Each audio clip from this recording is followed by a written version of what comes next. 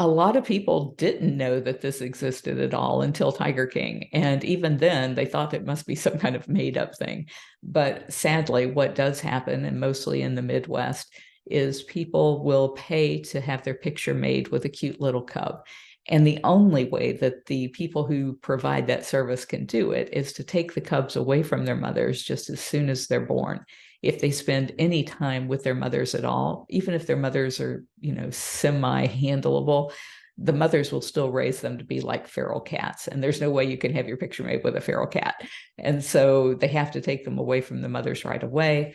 They often starve them to keep them as small as they possibly can for as long as they can. They will withhold the milk from them, and it's not mother's milk, so it's really not nutritious enough for them. And that's why they end up with all kinds of metabolic bone disease and paper shell teeth. And so when the person is having their picture made, these cubs do not want to sit still for that.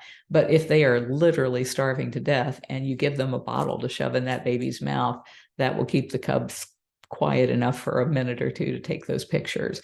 And these people have no idea how to properly feed a cat. So what happens with these cubs is they're so hungry, they suck that milk in so fast that they get it into their lungs and they end up dying from pneumonia. So the whole thing is just a cruel practice from beginning to end. And then they can only use the cubs until they're about 12 weeks old. Then they can take a finger off of a child and they turn from a very lucrative prop to a huge liability. That's when they give them away to people as pets. And then a year later, that cat's 200 pounds and those people are desperate to get that cat out of their house or out of their yard. Are cubs being killed in some cases when they kind of age out? We believe that they are. Whistleblowers have said that many of these places have crematoriums on premise, and that as soon as the cubs can't be used any longer, or as soon as they're damaged so badly that, breaking bones and such, that they can't use them on display, that they are just cremated. We know that there were over 200 tiger cubs being bred every year for this purpose. And the way we knew that was through social media. Tigers have unique stripes, just like our fingerprints. And so you could see a photo of a cub that might be used 400 times on social media, but it might only be one cub if you match up the stripes. And that's what we did in 2011 to see how big is this problem.